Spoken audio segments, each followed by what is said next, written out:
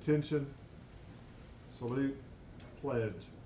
I pledge allegiance to the flag of the United States of America and to the republic for which it stands, one nation, under God, indivisible, with liberty and justice for all.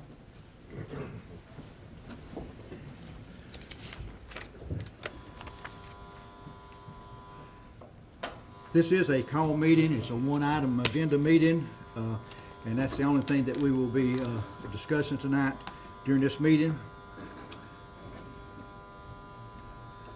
I'm not sure where the... I don't know what that is. First item on the agenda will be public comments, and the only thing that we can have the public comment on tonight will be the operating procedures for the school system during the pandemic. And I have tried to alphabetize those who signed up to speak, and if I miss your name, mispronounce your name, I apologize. Is it yours? It's this one. It's been doing it all evening. First, Christian Carabella.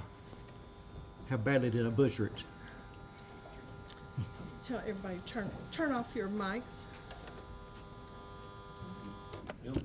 It's when that one goes on. It's Mr. Jones's. They just don't want me to talk. Go ahead, Christian. You have 3 minutes, and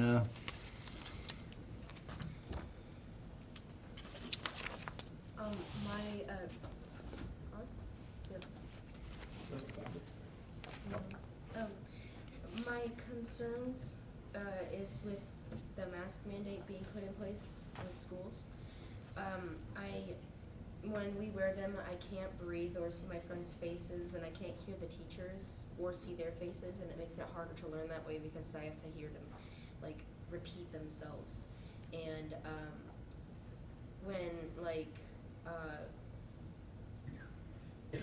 when I can't, like, breathe and stuff, I'll start to get a headache, and I can't focus when I have a headache, and loss of oxygen.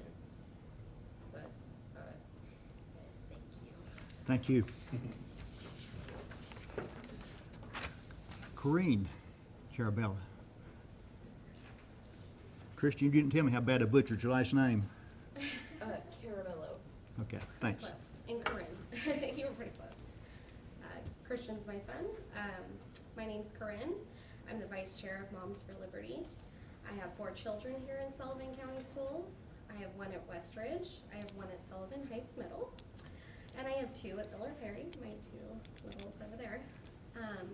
I want to start off by saying that my family and I are transplants here from California. The slippery slope we have encountered with these school boards is looking more and more like California is known for, which is a dictatorship. We moved here to a red state hoping for rational thinking and common sense. It's been very disheartening moving here and seeing the exact opposite within our schools.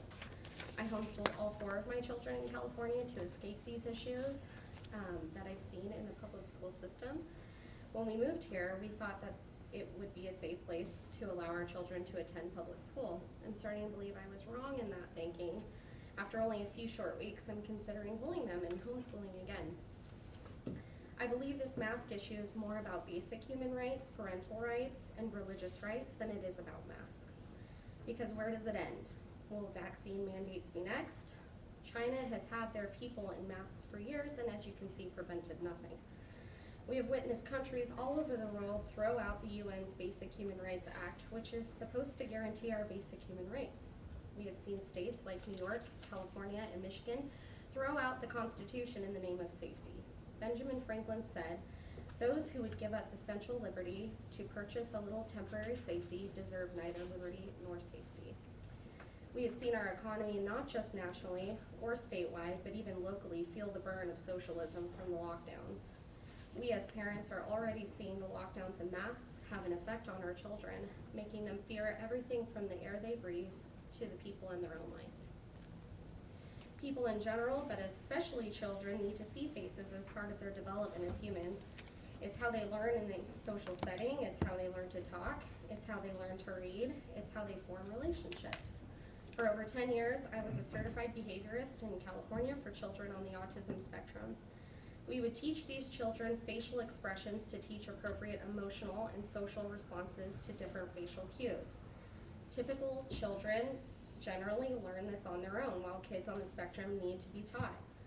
What do you think this will do to our typical children as they grow up? To be completely ignored that these crucial developmental skills don't matter because it's just a mask is astounding to me. We cannot be so short-sighted to what this will do to our children as they get older. This is cruel to limit this development for our children.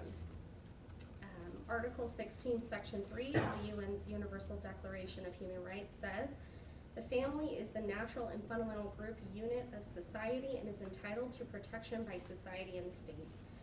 You are the school board, the last line of defense when it comes to protecting our rights as parents. Again, let me ask you, when is enough enough?"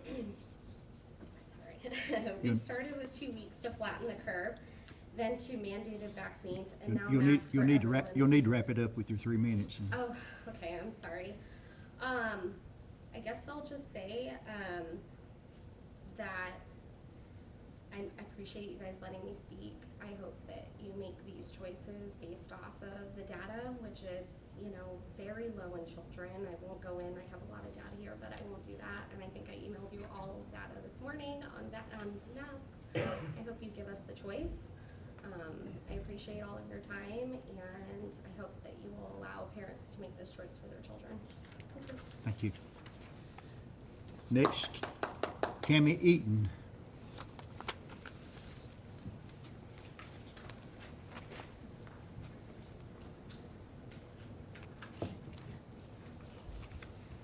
I am here tonight because I value the lives of children.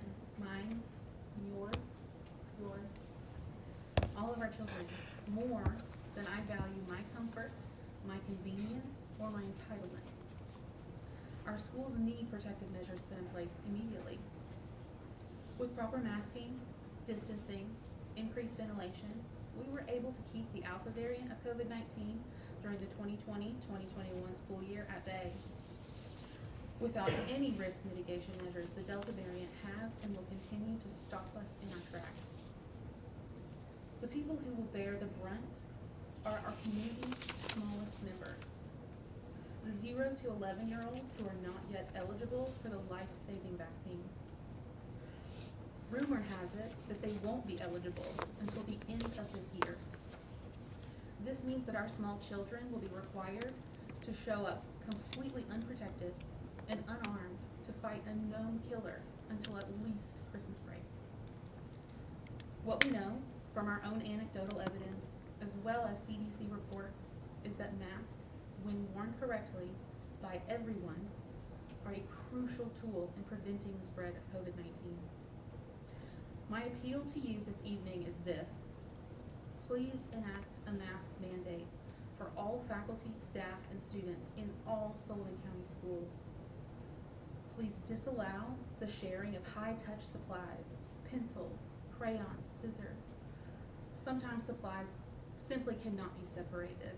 In our engineering, STEM, and other vocational classes, it's not possible. But in 2nd grade, there's no reason that my daughter should be sharing pencils. Please resume contact tracing efforts so that parents and caregivers can make better choices to prevent future spread. And finally, please learn from the destruction and devastation other states and counties here in Tennessee have experienced due to their own avoidance of these measures. You, board members, you have the power to make life-saving or life-threatening decisions. Even one child death is not an acceptable loss. From a mother completely at your mercy, I beg you to risk your political clout, to risk the inconvenience of managing such a policy, and the influence of naysayers for the sake of Lionel, who's in 3rd grade, and Emmy Luke, who's in 2nd grade, and every child that's put in your charge. Thank you. Thank you.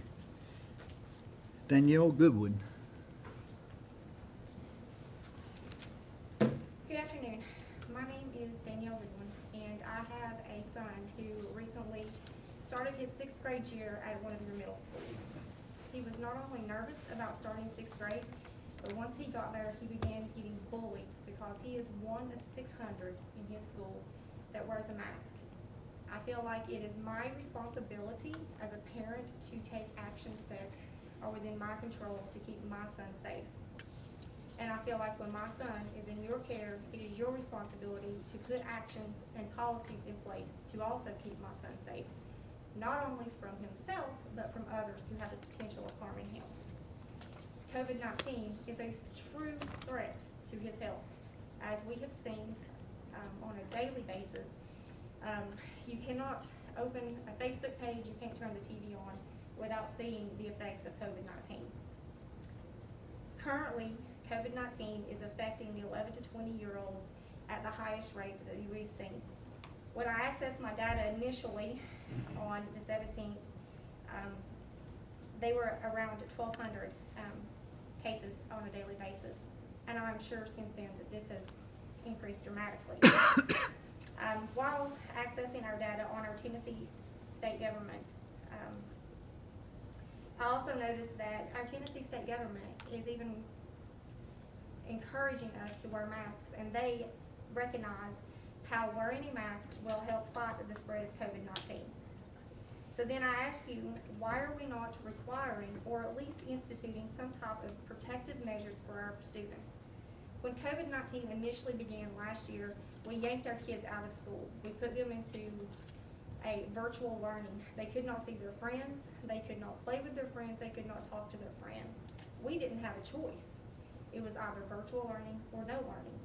I do not want my son to be taken out of school. They need to be in school. Socialization is just as important to my son as the education he is receiving currently. And I'm sure you've probably seen all of the different reports, but I'm also a nurse. So I understand the effects that this is having not only on my family and my son, but my health system in which I support. Recently, Ballot Health released a statement that we are very, very near to having to ration our supplies and our equipment because of the number of COVID-19 patients that we have. I feel like if it's not a mask mandate, fine, but let's put some type of other protective measures. Let's go back to social distancing. Let's go back to having our children eat in the classrooms. Let's go back to spreading them out in the classrooms. They need to be in the school. I will not, under any circumstances, deny or argue that fact. However, I do feel like it is your responsibility as educators and administrators to start taking our children's health seriously. This is not a political debate. Health is never a political debate. Thank you. Thank you.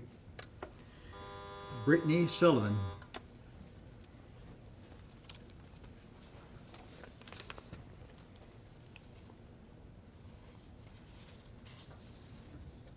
Hi, thank you all. I think we all agree that we are in uncharted waters. We have all navigated a pandemic none of us wanted to be in. And I commend you for your work thus far. But I must question that why on August 4th, just one day shy of your August 5th meeting, when the CDC published additional guidance for school administrators like yourself, these evidence-based recommendations are around layered strategies to prevent COVID-19 transmission. The same strategies this Board of Education implemented just this previous year. And I will read directly from the CDC guidance for COVID-19 prevention in K-12 schools. Due to the circulating and highly contagious Delta variant, CDC recommends universal indoor masking by all students age 2 and older.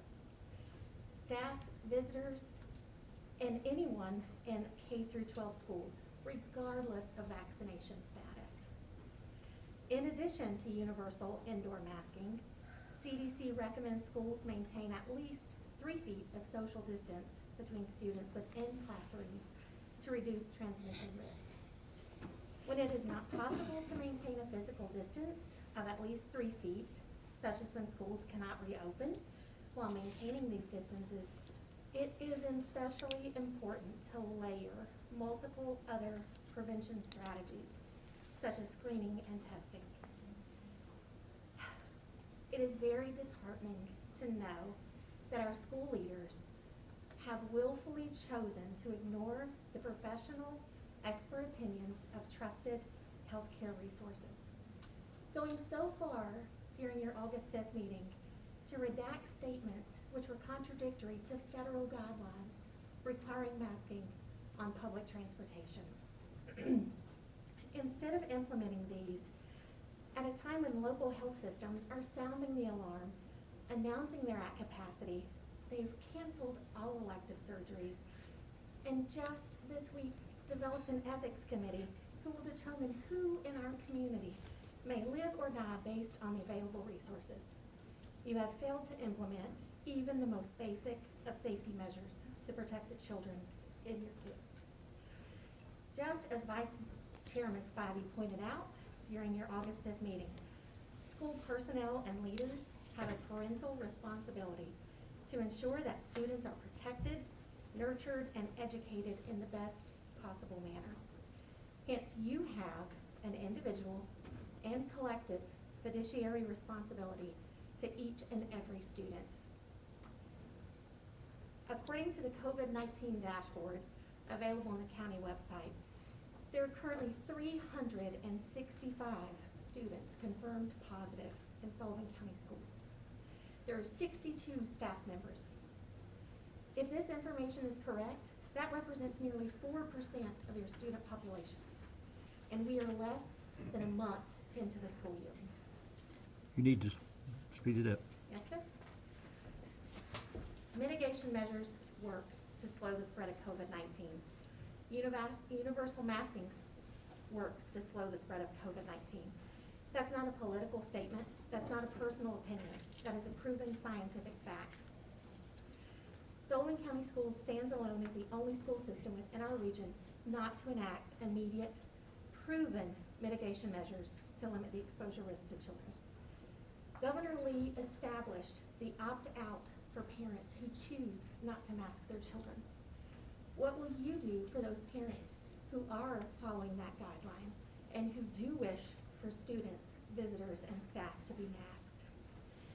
I join others in our community to plead with you to follow the guidance of the CDC, the Tennessee Department of Health, to implement immediate mitigation measures, and for you to base your decisions on facts, avoid bias, and fulfill your fiduciary obligation to our student by ignoring politics and acting in the best interest of the children, just as you promised each of us you would do. Thank you. Haley Summy.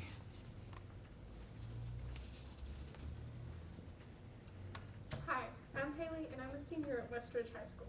The fact that we don't have a mask mandate already is pretty careless.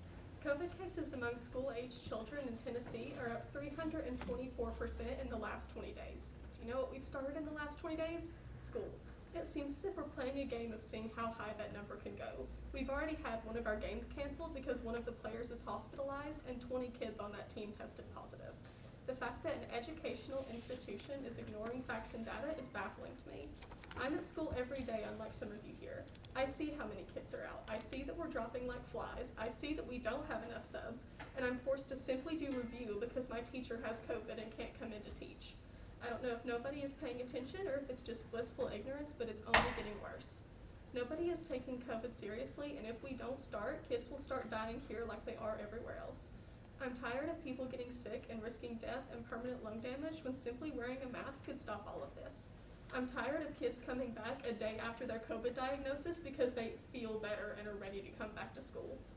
I'm tired of everyone not knowing how their choices affect other people. I've been sick all of my life, and I ate and drank through a tube in my nose for 2 weeks because I was on the track of severe organ damage. I promise you can wear a piece of cloth over your face. I cannot count the number of chronic illnesses I have on one hand. If you aren't going to protect kids like me, who will? I'm begging you to instill a mask mandate, not only for me, but for the safety of every single kid in the school system. Thank you. Thank you. Tammy Gerns. tell me how bad I butchered that one. You were perfect the first time, Tammy Gertz. Okay. But let me start by saying I have never before attended a school board meeting. But this is so important to me that I felt absolutely compelled to be here tonight. I have custody of my 6-year-old grandchild, my grandson. And he is enrolled in kindergarten at Holston Middle School, where they had 21 cases of COVID reported over the weekend, according to your school board statistics. Another 19 on Monday, 13 more on Tuesday. It does seem to be slowing a little bit, but every day there are more cases being reported. It is up to you as the Board of Education and the maker of the rules to protect our children. If the CDC and the Board of Health are recommending that masks be worn and letting us know that masks do certainly at least help the situation, how can you all not go along with it? As I learned in basic civics class at, I believe, in middle school, your rights end where another person's began. Our children have the right to be protected from COVID to the best of our ability. And while I acknowledge that masks are not going to prevent it entirely, they certainly do slow it, and it will help. It is the absolute very least we can do for our precious children. And I do think there will have to be some exceptions. If someone has a medical condition or medical reason why they can't wear a mask, those people would have to be excused from it. But if the majority of the staff and the students are wearing their masks, it will absolutely help immensely. Please help us do what we all can do to help protect our children. Our children shouldn't be used as political pawns, and that is what a large part of this has been, in my opinion. Please help us protect our children. I beg you. Thank you. The meeting tonight, again, is a one agenda item, and first on that agenda was public comments.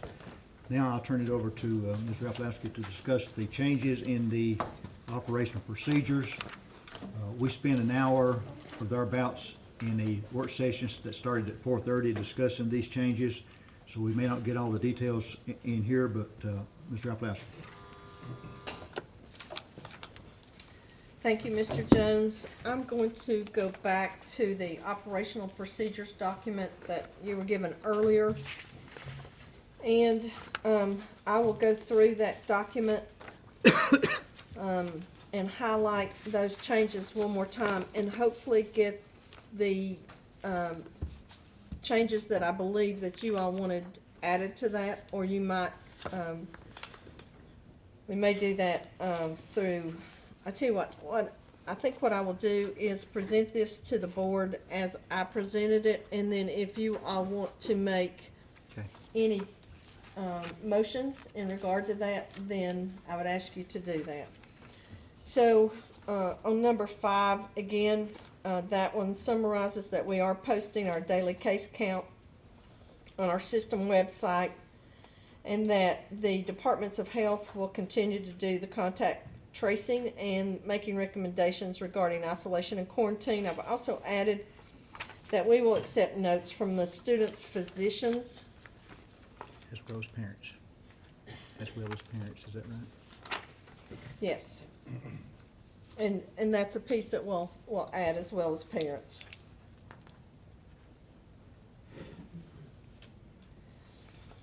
On page 2, I've removed the letter for isolation and quarantine that was on the Sullivan County Regional Health Department website that no longer will be active for us to use. I've added number 6, which is students will all face in the same direction in the classroom setting with as much space as possible between students. Seating charts will be maintained in classrooms. The flow of foot traffic in the building will be directed in only one direction. Where possible, and attempts will be made to minimize hall traffic at all times. Mask and hand sanitizer stations will be available in every school. We will also limit large group activities during the school day. Number 7, I've added in there, we will return back to eating in the cafeteria as we've done in the past unless, the addition is, unless otherwise directed by the director of schools. Number 8, after the first sentence, I've added we may need to change menus at the last minute due to staffing and/or distributors experiencing shortages of some food, but will do so ensuring an appropriate meal is served.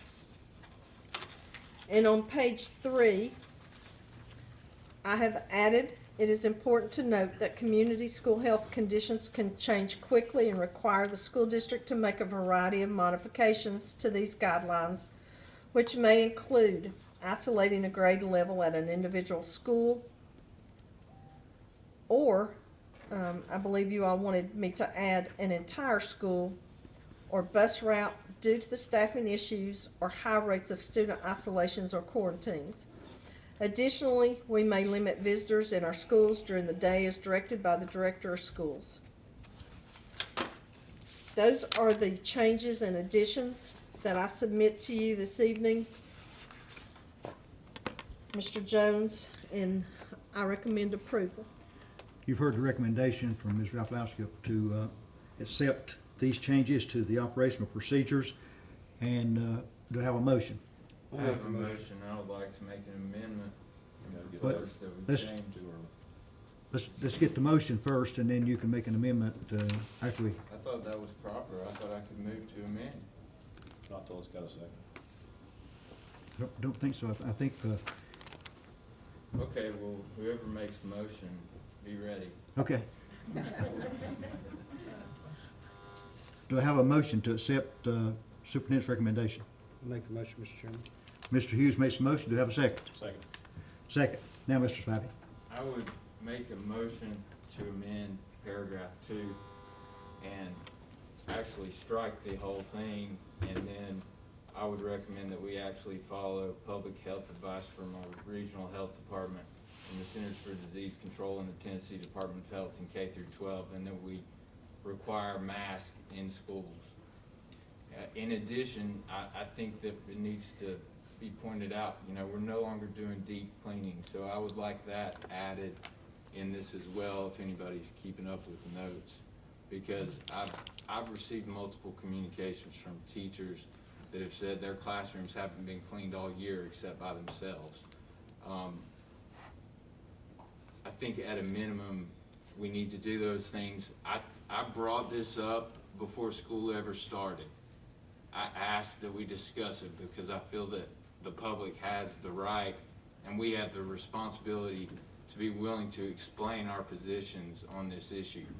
We didn't have a discussion. I didn't even get a second. I may not get a second tonight, but I would ask everybody on this board, as I told them last time, I respect your opinions. But the only way that we can make informed decisions is if we have a respectful dialogue and a conversation.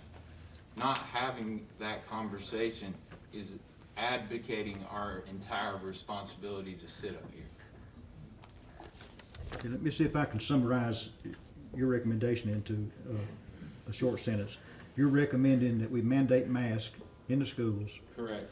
and that we reinstitute deep cleaning in areas that have not been done so far. Yes, Is and I want to encompass the CDC guidance, but I understand that some of our buildings is impossible for the 3 feet, but to the extent possible that we try to maintain that distance.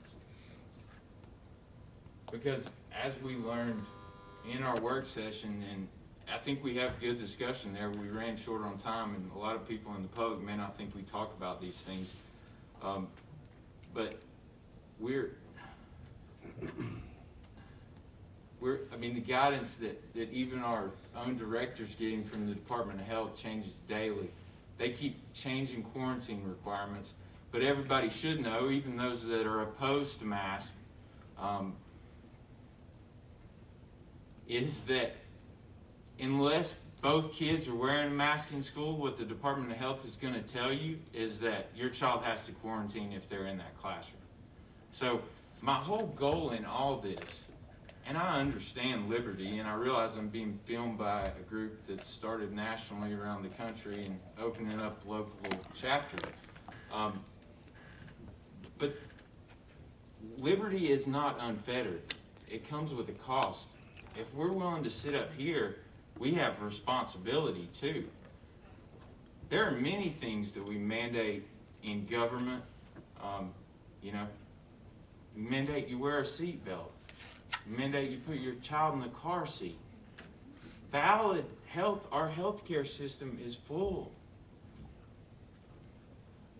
Kids under 12 can't get a vaccine. I mean, this is not about liberty. This is about common sense. And I want to understand why people feel the way they do, and if they disagree with me, I can respect that. But I think we owe it to people to talk about our positions on this issue.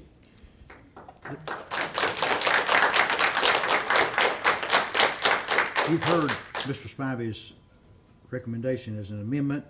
Do I have a second? I have a question. Is that appropriate to have a question? Need a second before we have a question. Second. Dr. Rouse seconds. So now the amendment is open for discussion. Dr. Rouse? Would there still be that opt-out option for students and parents who want to opt out? Mr. Arson, you're shaking your head. I mean, it's not your amendment, it's not your motion. Will you let me, the question was directed to me, sir. My position would be, I think that we have the authority to mandate that, but obviously, I think we have to follow the law. I mean, I'm not sure the governor's order is valid, but I will say, I would point out for everyone that this is the same state leadership, regardless of party. This is not politics. These are the same people that told us last year that they didn't want to do any mandates. They didn't want to do it. It's all on you. Higher ups everywhere are pushing this down, except when it's politically expedient. This is not politics. This has nothing to do with politics. Excuse me? Point of order, Mr. Chairman. I'm trying to answer a question, Mr. Jones. Actually, no, he's not. I mean, right now, he's gone into debate. The question was very simple, and so far, he hasn't answered it. Okay. I'm not trying to. Let's go back to a direct answer of the question. Repeat your question, Dr. Rouse. Would there be an opt-out option? Well, I think the governor's order requires that there be. I mean, I don't personally think there should be, but I think that the governor's order requires that, and I think our school would have to follow the law unless directed otherwise by the Attorney General. I mean, all these issues will likely be litigated, but litigation is, to me, is much less important than the safety of our community and our children. Well, So then, and I don't know if this is the proper time or not, so then, could you add that to your amendment? I mean, personally, that's not my desire, but I think as interpreted, it will be added. I mean, I don't think that anybody would intend to, I don't know how it would be enforced otherwise, to be honest with you. I mean, I'm just trying to get clarification as to what this page will, this paragraph number 2 will actually right. state. Well, I'm once this willing to meeting's go over. through every step and start at the top and say no opt-out, just like I did last time to try to have a discussion about this. So, I mean, I'm open to talking about it. I don't want to get bogged down over whether that's that, and we can clarify before a vote. the only way that I would entertain any type of mandate on masks, for me personally, and the only way I would even consider voting for it, would be if there is an opt-out for students, which includes parents, and staff members. If there is no opt-out, there's no way that I will vote for it. That doesn't mean it won't go through. But I think that's important that you understand that as you make your recommendation and as you take a look at what Dr. Rouse has asked. If we vote on it as you amended it, you know, it can be voted up or down, and that would be the end of the discussion tonight. Well, I could make another motion to amend. not after the first one. So, Can you point me to where that is in Robert's Rules of Order? well, we would go back to the original recommendation. Right, and I could make a motion to amend that recommendation again, could I not? Would you be amending the one that you've already made, or would you be re-amending what she's proposed? Look, I'm not trying to be difficult, Mr. Jones, and I know that you're the chairman. I'm in courtrooms all day, we can play semantics. If you'll tell me the proper procedure, I'll follow it, but my point is, I will go through every step, and I'll stay here as long as we need to talk about these things. If you want to vote on it as the way that you presented it, then somebody can call for question, and we can vote on it the way that you presented it. We haven't even talked about it. This is what, we're getting bogged down in this. This is not what people want. If you'll tell me what the objection is, I just don't wanna, didn't know there's a procedural time bar that I couldn't make another motion to. I told you my objection, personally, is that if there is an option for parents to opt out, which would follow the governor's executive order, if there is an option for teachers and staff to opt out, then I would consider what you are proposing. What you are proposing is that we go back to mandating masks as well as social distancing and deep cleaning. Now, if you're proposing that we mandate masks and that there's no opt-out, then I personally cannot consider that. And I'm trying to be honest and above board with you on that. Sure, I understand your position. I wanna clarify my understanding of it and of that. So, that's required by the governor's order, the parents' part, but you're adding for your own I'm adding staff and teachers. I have been in contact with lots of teachers. I've had emails from lots of teachers, and many teachers feel that they cannot teach with a mask on because many times they're 6 feet away and they're teaching, and if we mandate masks for teachers and they're 6 feet away, it's difficult for the kids to understand. It's personally difficult for me to understand with the hearing loss, people talking with a mask. I have to really focus on that. And we have kids who actually read lips in a classroom. So if the teacher is 6 feet away or 3 feet away, if they've been vaccinated, I think they need the option to opt out if this goes through. I feel as strongly about that as you feel about the other. No, and I don't disagree with you, but I think there's a better solution to that than just giving a blanket opt-out. Why could we not put in there that if a teacher's 6 feet away from the student, that they can remove the mask so they can hear them audibly and see their lips?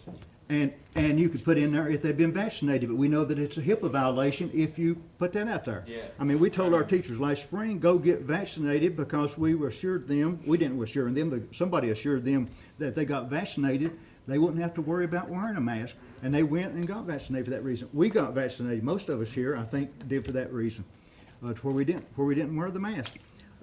And the CDC came out today, and the Tennessee Health Department said that if both are wearing masks, then you don't have to quarantine. Quarantine is one of the biggest problems that we're having in the schools right now. That's what's increased our absentee rate. It's not the number of positive cases that we have as much as it is the actual quarantines. Now, we have plenty of positive cases, but they didn't get it, all of them did not get it in the school. Now, we can stay here. I don't mind staying all night if that's what we need to stay and vote through this. But every amendment that you make, you've got to get a second on. You got a second tonight from Dr. Rouse because she wanted to discuss it. So But we're not I want really there yet. I want to amend what you've already amended and say that there needs to be an opt-out for parents and students and for staff members, which includes teachers, if they want it. Now, are teachers going to wear a mask? Some of them are. But I personally think that the teachers can teach a whole lot better when they don't have the mask on and you can see their lips. You're watching my lips now and you can hear a lot better. And if I didn't have the hearing aids in, I would have difficulty understanding what a lot of people are saying. Now, how many are going to wear masks? Many of the teachers will. Maybe all of them, I don't know. Many of the students will. Mr. Jones, I know I keep getting wrapped around the axle on this, but I mean, there is procedure and there is ways supposed to say. I mean, we need something in writing that says exactly what number 2 is going to say. Before we can continue going on about making motions to amend or looking at votes or discussions, I mean, you really need to say, number 2 will say this. And until we do that, I think we're just jumping the gun and going forward on something that we need to know exactly what it says, and I don't think we do that yet. I think I know what Mr. Spivey's trying to say. I think he is, and correct me, Mr. Spivey, if I'm incorrect, but you're trying to say that you'd like to have a vote on what you asked for, and then you're gonna step it down if you don't get, is that right? That was what I was trying Okay, to I point understand. out. Okay. Instead of everybody amending my motion repeatedly Okay. and objecting. I get that, but since we are gonna discuss, I'm gonna, you know, I appreciate what you said, and that would be my second option, but I have another option. All the parents have the option now to put a mask on their child. All the teachers have an option, to put a mask on their child. I will not take the rights away from the 90% and give it to the 10 that they already have. Who's gonna police? How are the teachers gonna run around and find out who's opted in and who's opted out? We all know that the governor's order gives the right to opt out. Whether you like it or not, it's there. I think Mr. Jones is correct in that it does not give the right to staff and teachers. So I think I know the route you want to go, and if, I don't have a problem with that, but I'm against all of it, just for the record. Yeah. And look, I mean, I really do want to talk about it, so if you want to talk about how you feel about it now, that could affect the motions that I might do to amend. I'm not trying to needlessly prolong it or have futile motions. I mean, me hearing how everybody feels is gonna obviously affect if my goal is for us to do something, because what we're doing now is not working. I mean, we didn't talk about this during the real meeting, but what's the percentage, Director Rafalowski, of the total percentage of students absent since district-wide since Monday, August 16th? 14%, Until Wednesday, August 25th. 14. The average is 14%.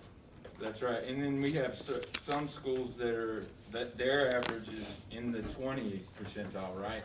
And as you said, more normal would be 4%, and then on the high end, 10%. And that would be a little abnormal, but almost every school in our district is above that. I mean, I know there's a handful that aren't, but is that not accurate? It is accurate. Okay. And if I could just add to that, Mr. Spivey, having been a principal for 17 years, and I don't remember what the name of the report is, I guess attendance report, but Ms. Rafalowski, you help me here. The State Department takes a certain number on a certain day, but it's like in September. I don't know what that's called, attendance report. You're talking about 20-day report? 20-day report, that first 20-day report. And I don't know that the purpose of that being set up for 20 days in is where I'm going with this, or not necessarily. But as I mentioned in the work session, when I look at these numbers that Ms. Rafalowski has given us, the principal in me subtracts automatically quite a number from that percentage, because there's a stomach bug going around, there's a cold going around, and I know that nobody in this room would believe this, but there are students and or parents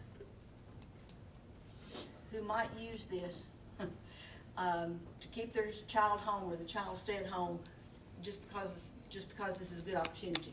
And again, I'm not saying anybody would do that, and I don't think anybody in this room would think they'd do that, but as a principal of 17 years, that does kind of happen. So when I look at that percentage, it is alarming, but I also have to sift through several filters of that's not exactly all COVID. And you said you would like to know how we all feel, and that might help you get to where you need to be. What we're doing is not working, and I don't know that anything that we're gonna do in the next several years is gonna work, because I'm not sure where this variant and or the next thing that comes and or the next thing that comes, I'm not sure where we're going. One email that I got suggested that we close down schools again like we did last year. I think we're gonna have to learn to deal with this monster, and it's gonna continue to be, if it's not gonna be this monster, it's gonna be another monster, I'm afraid. I pray not, but I'm afraid so. Like you said, what we're doing is not working. I would be willing, yes, to mandate a mask, but I would want to give that same option that Mr. Jones suggested, just because I want to give that option to the people that want it. But for every every mask that we do get on, that might help someone else somewhere else. I mean, can I interject for a second? I think Mr. Iverson's correct. Before we vote, we ought to write out exactly what that's gonna say. I mean, most of the time, we talk about things and then it gets put in there and in the minutes and it works. But, this is so critical. You as a lawyer know that, that Sure, it's a just, month we'll come back and somebody say, well, I didn't understand that. So all I'm saying is let Mr. Spivey take a couple minutes. It needs to be And- before we have all this I discussion. don't have a problem with that, Mr. Arson or Mr. Hull. It's just, we've never done that in the 6 years I've been on this board. That's never been an objection. But that is a better practice, and we can do that before we vote. Right now, what I'm trying to understand is how everybody feels about this, so we can try to find some solution. And I think Dr. Rouse is right. It's not gonna fix it. I mean, that's not the intent, but not changing in the face of a repeated pandemic that's spreading, that's the definition of insanity if we expect a different result. So that's what I'm trying to understand from everybody. So, Please repeat go ahead. I'd just like to say, first of all, every member of this board is committed to keeping staff members and students safe and thriving. So it's funny, this mask, if I put it on, I immediately offend some people, and if I don't put it on, I offend others. So in Amen. high traffic areas, I put it on, I'm vaccinated. In other areas where I'm safely apart from other folks who've been vaccinated, I don't. But it's disturbing to me as a human being that we can't respect folks' opinions with civility and grace. And I think when people suggest that we don't care, or people suggest that it's politically motivated, I don't really understand that too, because the liberal icons, Nancy Pelosi and Joe Biden, are supporting vaccinations, and conservative icons like former President Trump and Mitch McConnell are supporting vaccinations. So to me, whatever side of the aisle you're on, I don't see where it's a political thing. There's no question this is a horrible disease. I've lost a dear friend to it, and I've had other family members and friends who have been victimized by it. And I believe that the mask does offer efficacy. I believe the vaccine offers efficacy. I just read a report today that 99% of COVID deaths are of the unvaccinated. I'm aware of the recent surge. I'm aware of what's going on with our local health communities. I'm aware that people 12 and under can't get the vaccine, and some are immune compromised individuals. But we're charged with following the law, and someone mentioned that we redacted a statement that was part of federal law, but we actually didn't when we voted on that, and that was Mr. Spivey's recommendation. And my inclination was the federal law says on all public conveyances, including school buses, you have to wear a mask. And so we passed that. You can go back and look, that was a 5-2 vote as I recall. But keeping with that, when the governor issues an opt-out, you can't call it a mandate. So we talked about semantics earlier. I have real trouble with the word mandate because mandate means I have to do it. There is no opt-out. So I'm not going to make a motion about amending it to strongly recommend. And just yesterday, and I'll ask the director to state what the Tennessee Department of Health removed yesterday from their guidance. Director Rafalowski, if you will, just so people can know how my decision is informed, not on politics or emotion or anything else. Yes, sir. As of yesterday, the Tennessee Department of Health removed from their guidance bullet number 2 under quarantine exceptions in the K-12 indoor classroom setting. Other K-12 school prevention strategies such as universal and correct mask use, physical distancing, increased ventilation were in place in the K-12 school setting. That has been removed from that document. And just to clarify, that's removing the requirement to be accepted from quarantine that there be that in schools, right? But it still requires that each student within 3 to 6 feet both be wearing a mask properly, correct? Correct. The first piece that was left in the document under quarantine exceptions is in the K-12 indoor classroom setting, the close contact definition excludes students who were within 3 to 6 feet of an infected student, laboratory confirmed, or clinically compatible illness where the only bullet that remains in that category is both students were engaged in consistent and correct use of well-fitting face masks.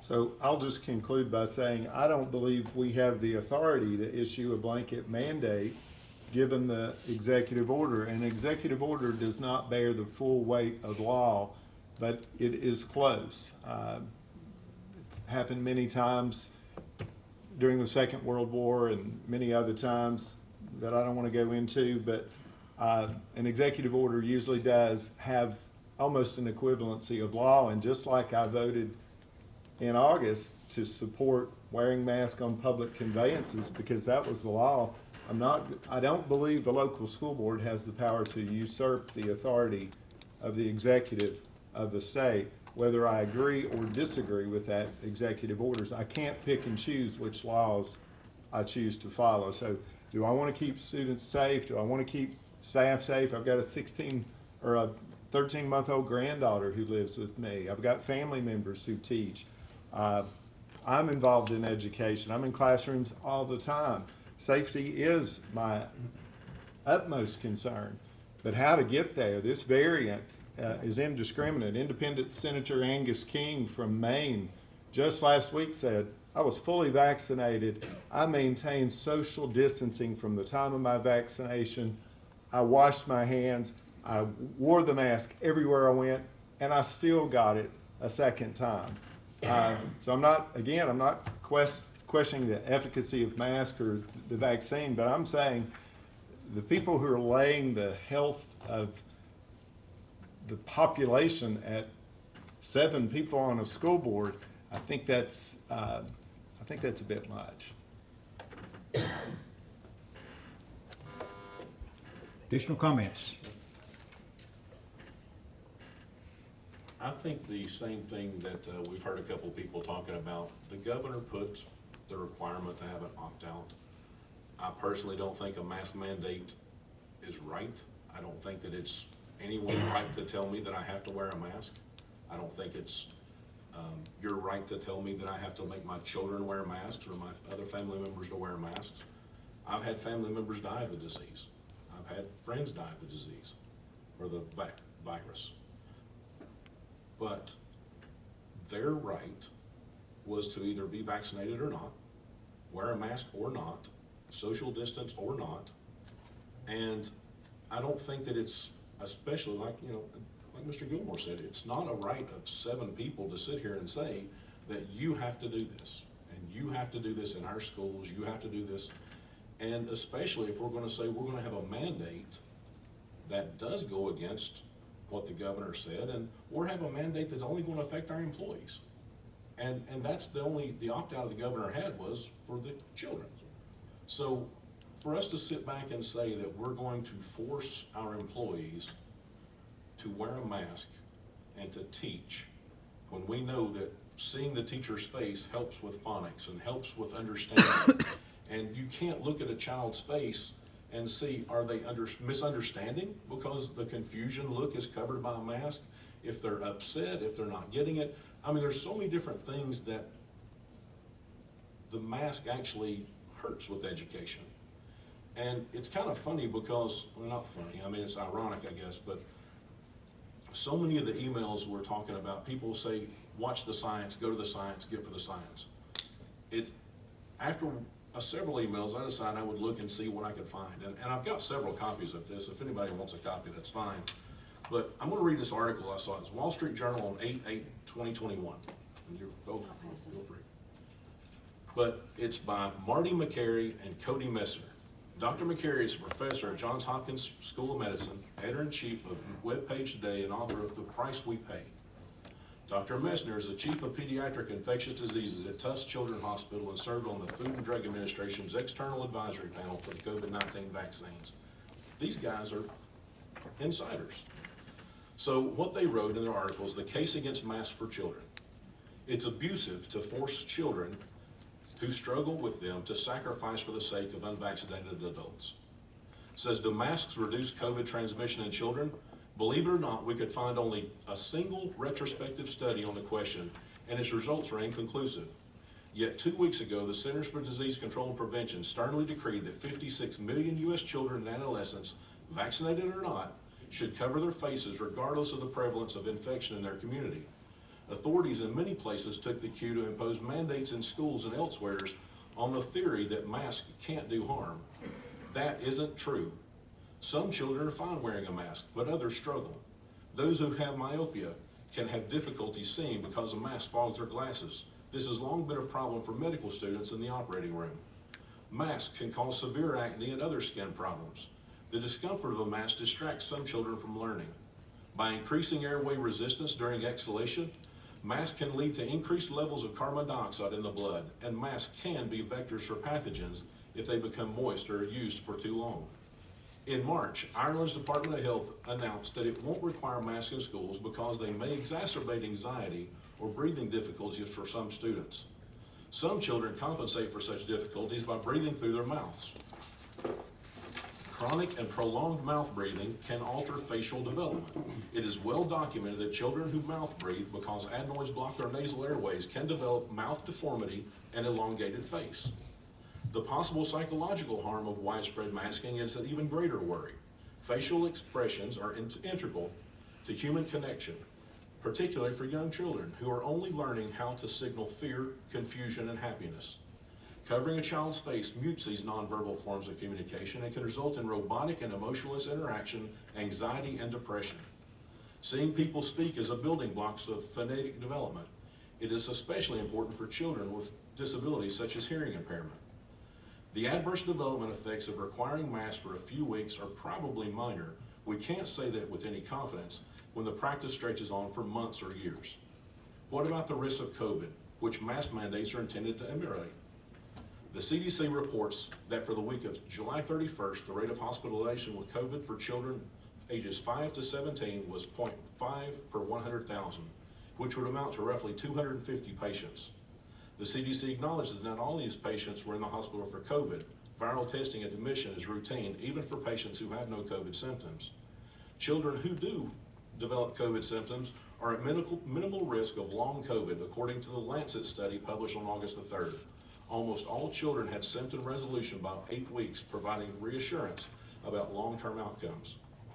Children have been known to transmit COVID far less than adults do. A North Carolina study conducted before vaccines were available found not a single case of teacher-to-student transmission when 90,000 students were in school.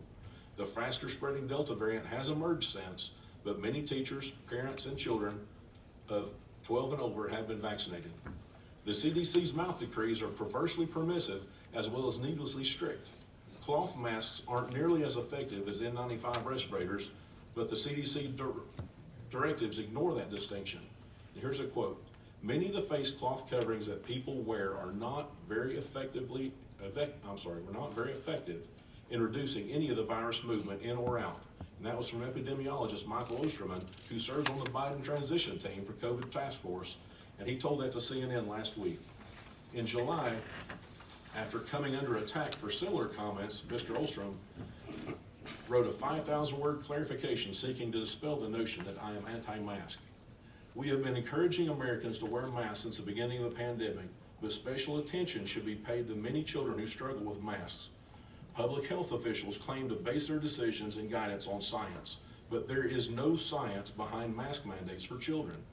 A new research study by one of us, Dr. McCary, and his Johns Hopkins colleagues found that $42 billion this year with the National Institute of Health spent on research last year. Less than 2% went to COVID clinical research, and not a single grant was dedicated to the study of masks in children. In the absence of data, mask mandates have ignited a culture war. Yet if masks do reduce asymptomatic transmission in children, they likely rank no higher than 4th among mitigation strategies that schools can adopt, after ventilation, distancing, and dividing students into small groups known as pods. Mandatory vaccination of all teachers and other adults who lack natural immunity, which teacher unions have vigorously opposed, would also help. Any child who wants to wear a mask should be free to do so, but forcing them to make personal, health, and developmental sacrifices for the sake of adults who refuse to get immunized is abusive. Before we order the masking of 56 million Americans who are too young to vote and don't have a lobby, let's see data showing the benefits that weigh them against the long-term harm.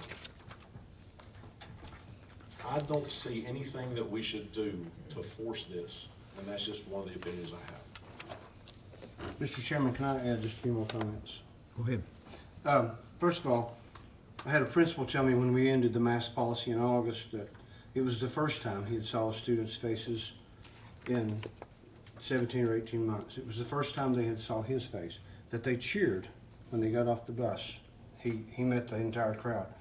The other thing I would point out that we talk about science all the time. Science is only determined after the fact in many cases. For example, if you were alive in the 60s, there was a drug that came out called thalidomide. I'm probably mispronouncing that. But it was a drug that doctors all encouraged pregnant women to take. In fact, they were pushed to take it when many people thought and suspected it caused severe birth defects. My mother was pregnant at the time, and a friend was pregnant. My mother did not take the shot. Our friend did. She had a child that was terribly deformed, and subsequently they took the drug off the market. The science at the time was take the drugs. The doctors pushed that issue. The people who took it paid a heavy price. So science, 20 years from now, we'll be able to look back and say what really worked and what didn't work. But the science is evolving at this time. And it's not always accurate just because this group or that group makes a claim that it is actually scientific fact. Scientific fact only comes sometimes after the fact. Other comments? Mr. Iverson? Just one, actually, one thing I left out, and I do apologize for it, is I agree with Mr. Spivey that we can't just not do anything. But I think that this document that the director gave us does quite a few things. I think it adds a lot of the directional charts, the seating charts. I mean, it does a lot of the things as far as what's needed in the system. I think it gives her a lot of latitude to make some of the changes that are needed. So I don't think that we're doing nothing. I don't think we can say we're doing nothing, but I think this document actually does give her a little bit more options of things that could be and should be done.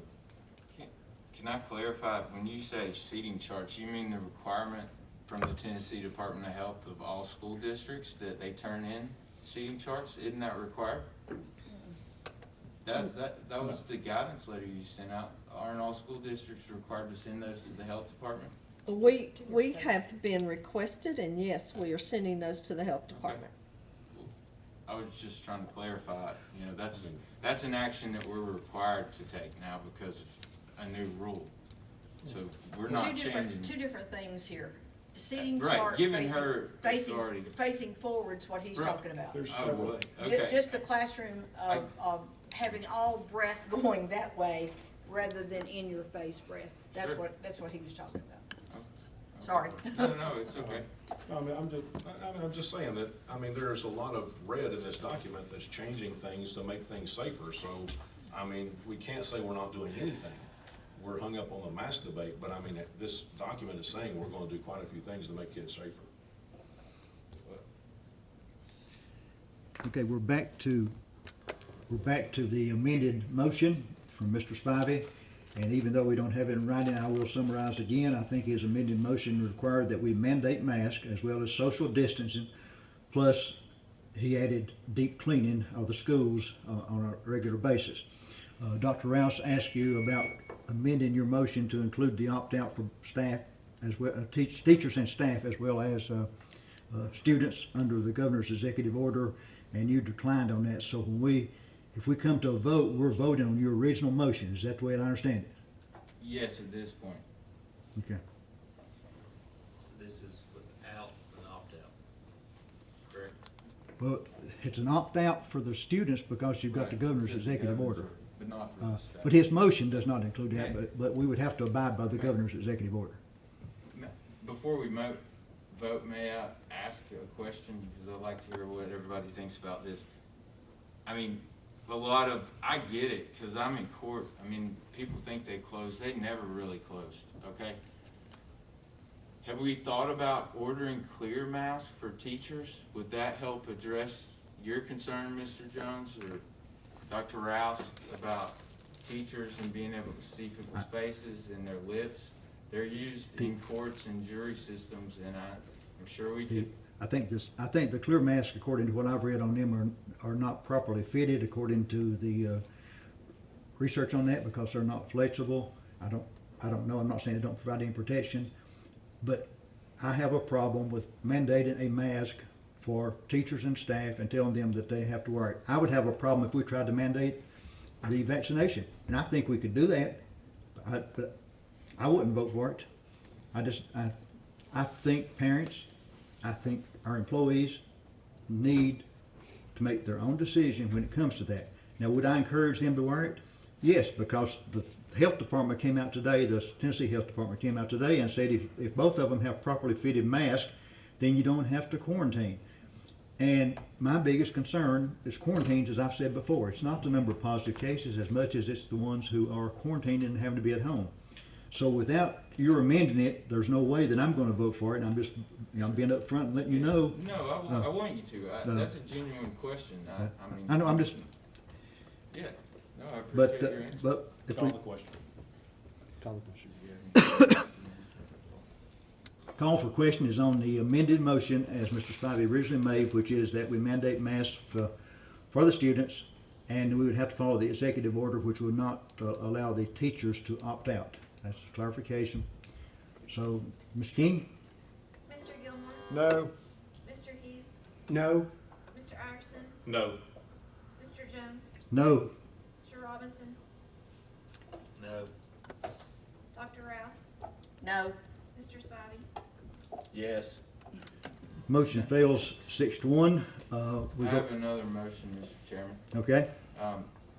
The same as my last motion, and just to clarify for everybody and Mr. Arson's fair point of what we would actually be voting on, this time I would make the recommendation that there's a mask. And the semantics to me don't matter, and I understand Mr. Gilmore's point, whether it's a mask requirement or a mask mandate, that it be consistent with the governor's order, and then further with Dr. Rouse and your concerns that the teachers have the option to opt out of that, but that we also do our best where possible to follow social distancing in the classrooms, and that we reinstitute deep cleaning procedures. You've heard Mr. Spivey's amended motion, which is that we mandate masks in the classroom and that follow the governor's executive order and allow teachers and staff to opt out and provide as much social distance as possible and to reinstitute the deep cleaning. Is that a brief summary? Yes, sir. Do I have a second? Second. Second by Mr. Robinson. Discussion. I did talk on the last one, I'll talk on this one.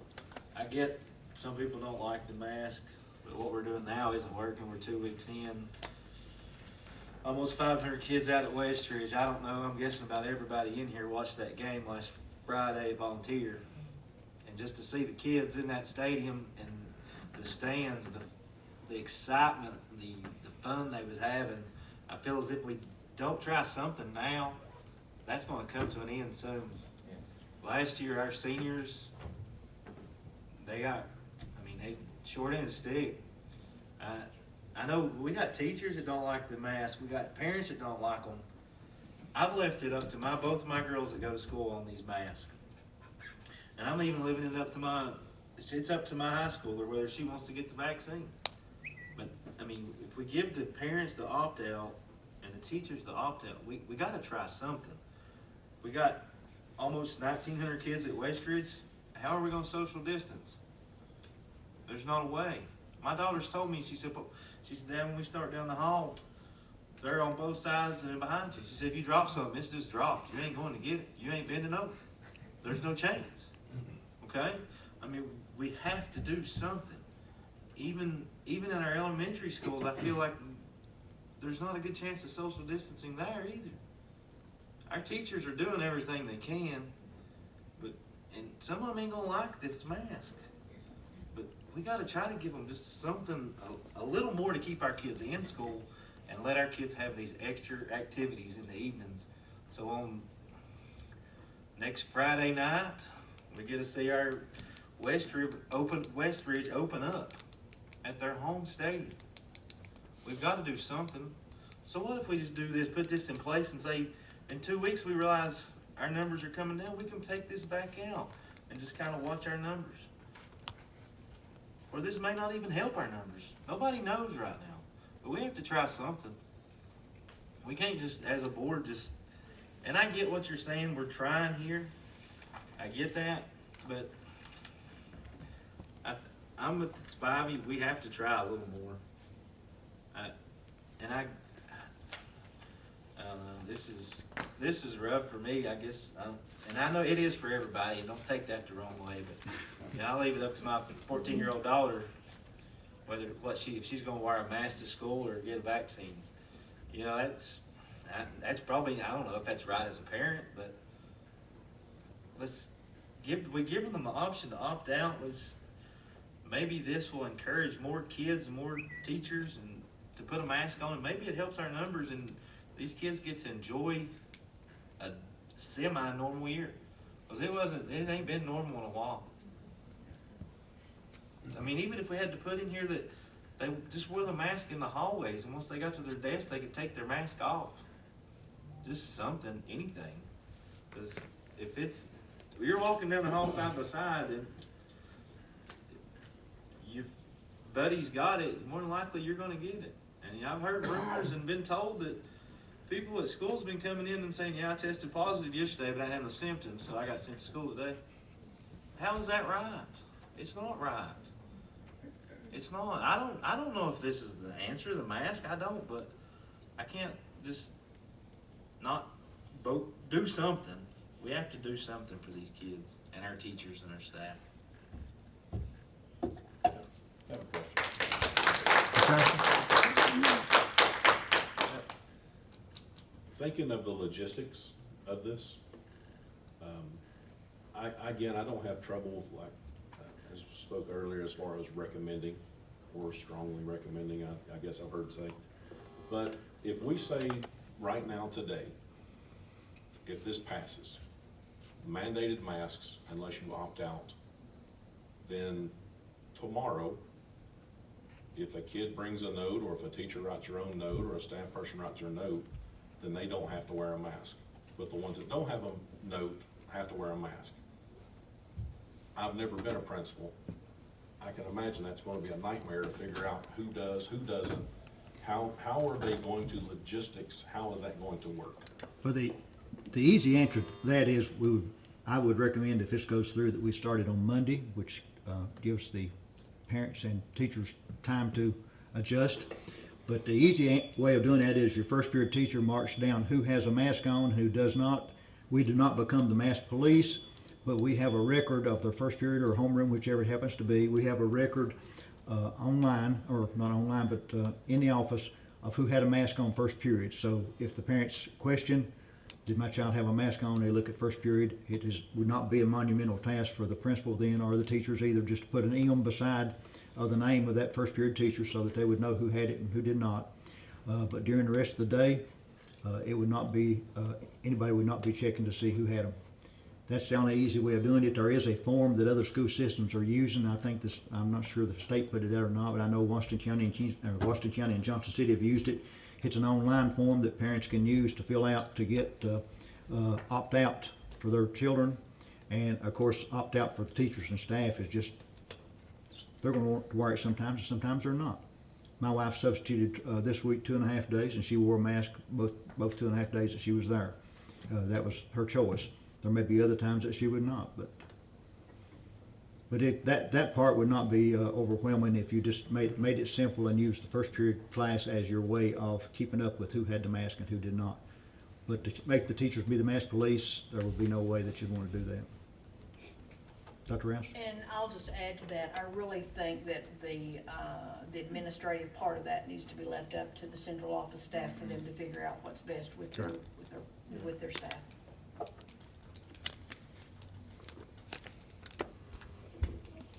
Other comments? Have a call for question? And I'll read it back again just to make sure that I have it down correctly. You are recommending that your amended motion that we have a mask mandate, but that we would follow the governor's executive order to allow parents and students to opt out, and that staff and teachers will be able to opt out, and that we maintain social distancing as much as possible within the school, and that we reinstitute and make sure that deep cleaning is being done. Is that a brief summary of? Yes. Okay. I'll have a call for question. Ms. King? I'm sorry? There's something else on that, sorry. We're going in schools, is this gonna be our volleyball and anything? Or do we need to exclude the athletic side of that inside our gymnasiums?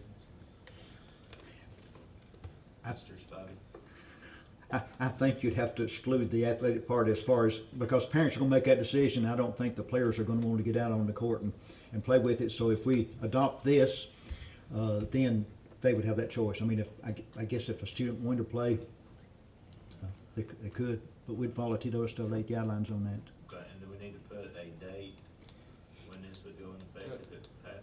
Can Yes. I ask Director Rafalowski a question? Because I understand your point, Mr. Jones, Yes. about the date. I mean, don't we have a ton of mask supplies left from last year? Yes. I mean, we have sufficient amounts where we could get them to schools where if somebody didn't have one tomorrow, they could use one. And then logistically, I would leave that up to you all. I'm not trying to meddle in it. I mean, that's a fair point, Mr. Arson, that you make. But I mean, we put a lot worse on our administrators and teachers last year. I would defer to you as, I mean, I think it needs to be as soon as possible. I would prefer not to wait till Monday, but I also don't want to put you in an impossible position. Well, the reason I would object to doing it tomorrow is unless someone's watching this online, they're not going to know that we are doing it until tomorrow morning. And I personally don't want to have to field all the phone calls and emails about not informing them. I don't think it'd be time to get it out tonight, so I would. Okay, well, and I understand, Mr. Jones. I just wanted to hear from the director about what she thought might be best timing-wise if this were to pass, if that has an effect on anybody's decision. I'm happy to answer that. What I would say is currently in our schools, we do have masks and hand sanitizers available. And our principals have been directed to have those in a centralized location where anyone could access those if they so choose to do so. I would ask that we be given time until Monday because we have to put the form on our website. I think we have to put out we would have to put out communication tomorrow informing people. And, I mean, it would be difficult to enact anything prior to Monday. That's fair, thank you. Before you call for a vote, can I ask you a question? So for all practical purposes, anybody that really didn't want to wear a mask today or tomorrow really don't have to wear one Monday either. Right, all they have to do is do the form. And if I have researched this correctly, I think the neighboring systems have experienced about 25% of opt-out, which That was first day. Second. No, I think it's no, you're right, I think, Mr. Jones. yeah, and I think that they were shooting for 80%. Someone asked the question, what would be a good number to shoot for and show that you were successful, and they said 80%, and I think that they got about 75 on that. Any other comments? If not, call for question. Ms. King? Mr. Hughes? No. Mr. Iverson? No. Mr. Jones?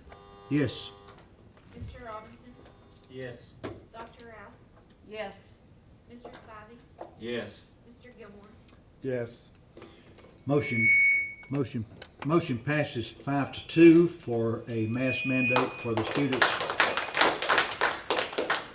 Motion passes 5-2 for a mask mandate for the students, following the governor's executive order allowing parents to opt out, as well as all staff members to opt out and provide social distancing as much as possible, and we will reinstitute and make sure deep cleaning is going on within the schools. Any other amendments to any parts of the operational procedures that was presented by Ms. Ralphowski?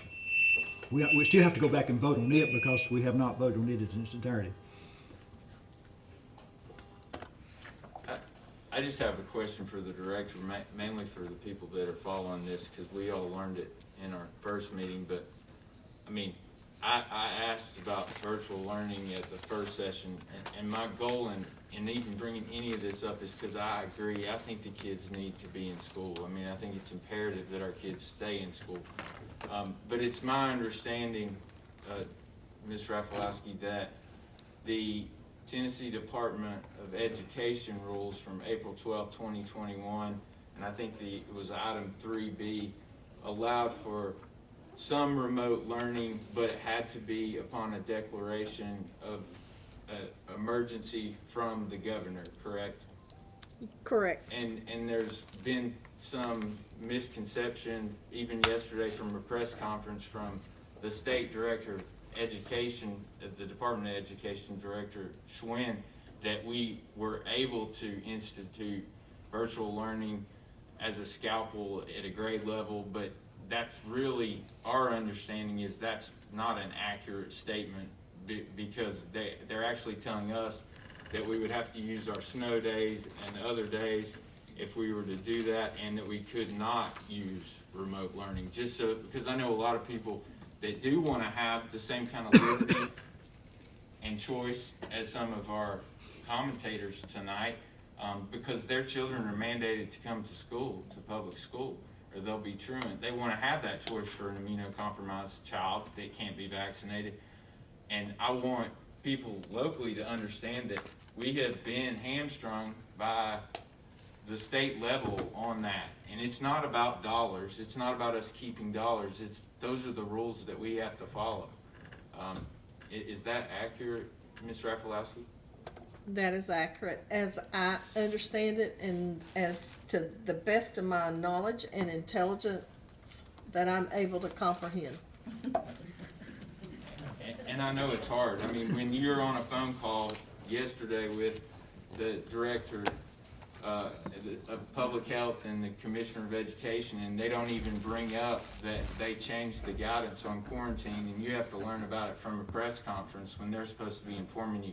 That's what our superintendents are having to deal with. And I know both ways, this is not popular for a lot of people, but I would agree with Mr. Gilmore. I think everybody up here cares about our children. We may differ in solutions, but we all have the same goal. I mean, we're all more alike than we're different. I mean, we just want to try to make the best decision for kids. And I thank you all for engaging in the discussion tonight. Let's go back to the original operational procedures.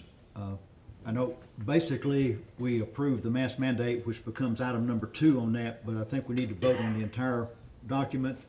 And just as a summary, we are authorizing the director of schools to be able to isolate or cancel certain grade levels if there needs to be because of the attendance and the COVID.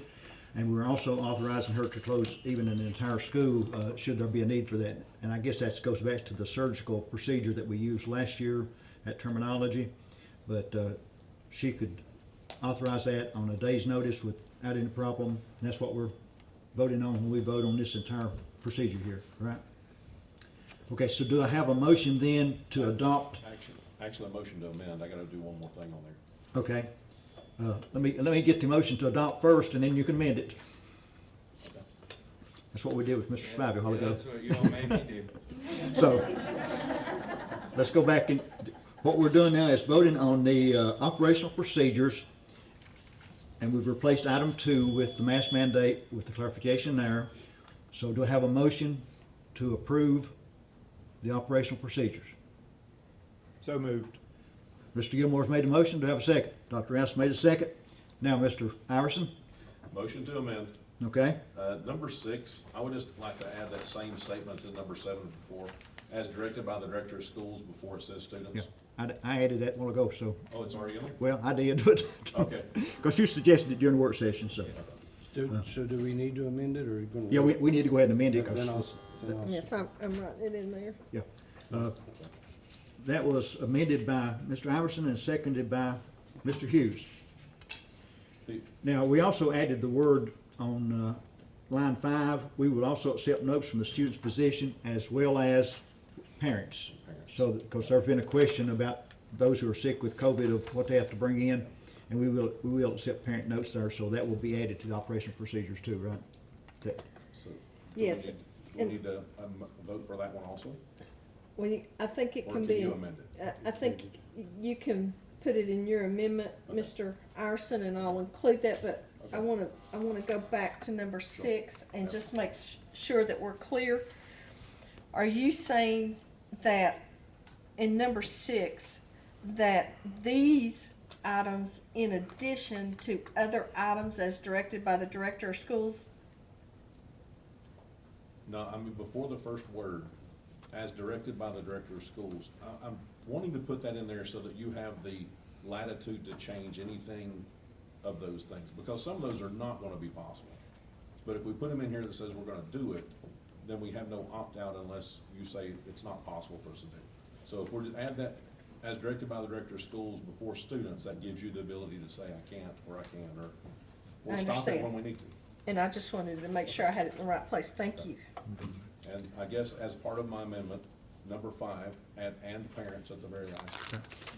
And And there was one other thing we actually, we added our entire school on the last page, page 3. right, So isolating a grade level, an individual school, or an entire school, or bus route. right. So that way we've all got. three things I'd like to make my amendment. And this will all be posted on the school website, on the district website, after tomorrow, or by tomorrow, I guess, would be a better way of saying it, if it's passed. Any further discussion? If not, roll call, Ms. King. Mr. Jones? Yes. Mr. Robinson? Yes. Dr. Rouse? Yes. Mr. Spivey? Yes. Mr. Gilmore? Yes. Mr. Hughes? Yes. Mr. Iverson? Yes.